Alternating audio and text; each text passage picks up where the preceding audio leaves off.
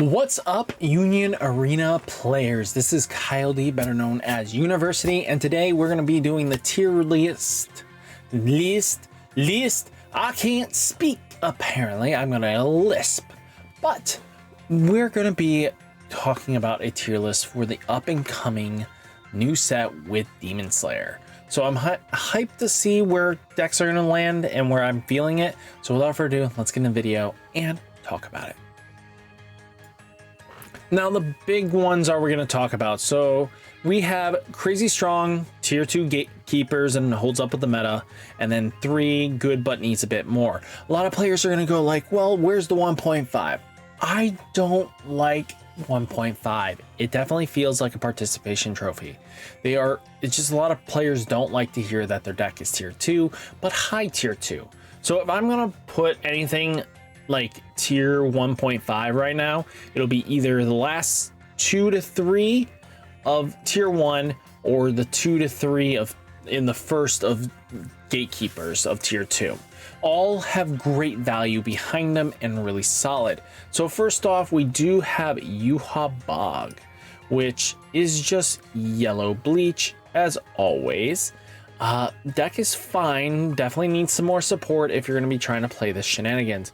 Purple bleach is still a crazy strong deck. It definitely feels like it fell out a little bit, but even just base purple bleach is really solid. Another great deck I think that people are sleeping on is the Byakuya list that is strictly with the thought process behind it of using, you know, the Orihime and just strictly using Byakuya's list.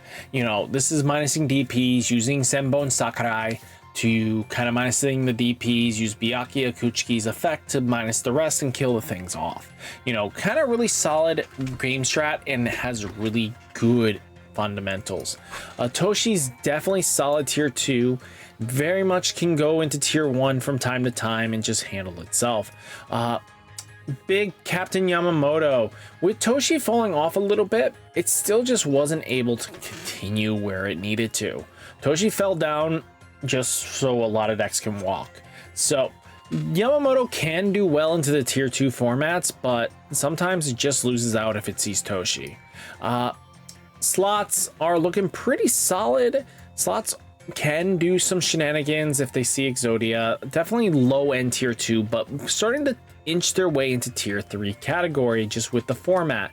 Bombers, a little bit of the same sadness is happening, that they're kind of just starting to move down because the format in the tier 1s are starting to push a little bit of the tier 2s out. Yeah, we'll just bring slots down. It just struggles a little bit, but can do well into the tier 2 categories. But the tier 1s are just a little bit too strong for them to hold up, and I don't want to put them above that. We just need some more support. Crollo's good, but definitely needs some support, but can do well into a tier 2 level. You know, some of the tier 1s it can go into as well. A few of these can do into the older formats, but the newer ones are a little bit too fast paced for them to keep up. Zoldyck family, just doing its Zoldyck thing, especially with the combination of the hybrid. I definitely think we have a lot of possibilities of doing well with it. Then you have Kurapika. Kurapika's still solid enough. I don't think it's fallen completely off yet, but I still see Kurapika still topping even to now. Then you have Gon. I think Gon is still pretty solid for Hunter x Hunter, and I think it's still just a solid tier 2 deck.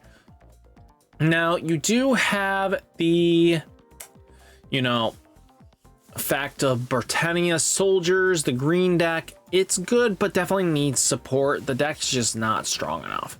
Now let's get into Tanjiro, the new boy of the set. To be honest with you, I would love to put him in tier 1, but I'm going to put him at the back end of tier 1. He will be the last deck of tier 1. He is basically what I would classify the tier 1.5 category. No matter what, he kind of can just, if snowballed right with the rush strategy of play, it can definitely do well into the format. But there are going to be times where the deck kind of needs to fall into their issue pieces of getting them into their hand as soon as possible. If they don't, you're going to have some issues comboing off.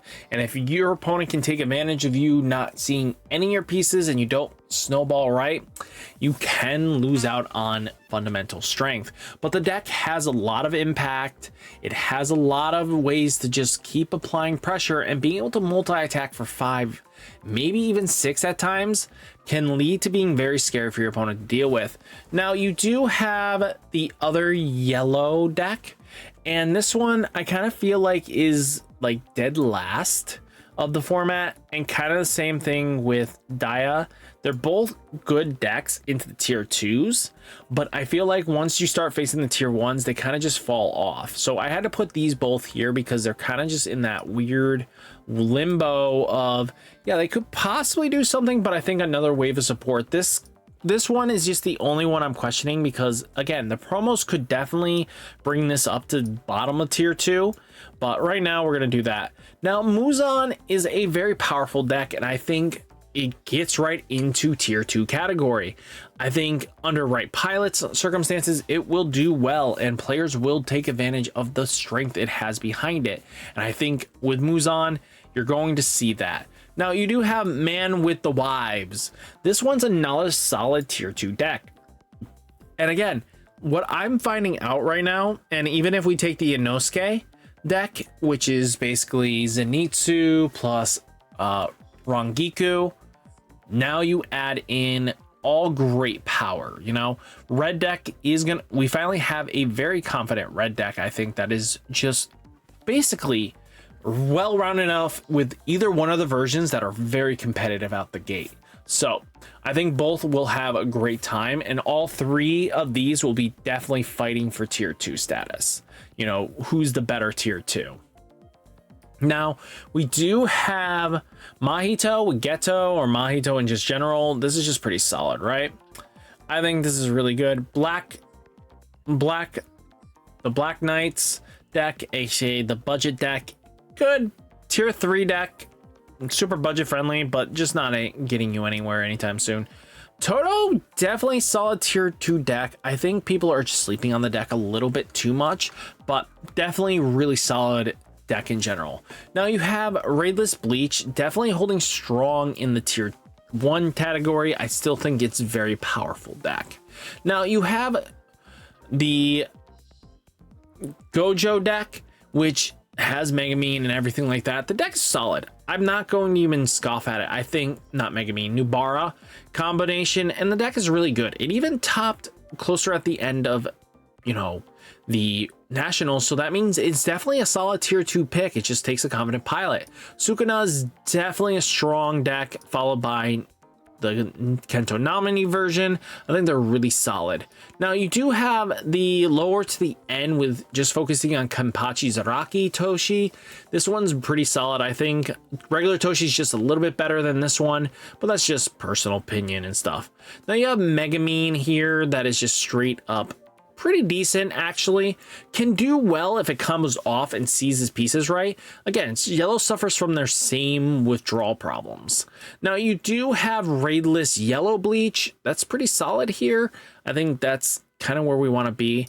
And then we do have the Ashford Rush deck. I think I really put it wanting it to be like tier 1.